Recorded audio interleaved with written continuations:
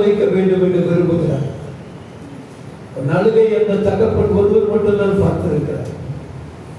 சில நேரங்கள் நம்ம யாரிடத்துல பேசும்போது நம்முடைய முகம் துக்கமுகமாக காணப்படும்.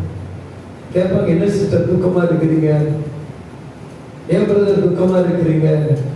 அந்த இருதயத்துடைய வழி பாருங்கள் முகத்தின் சாயலிலே வெளிப்படுறது.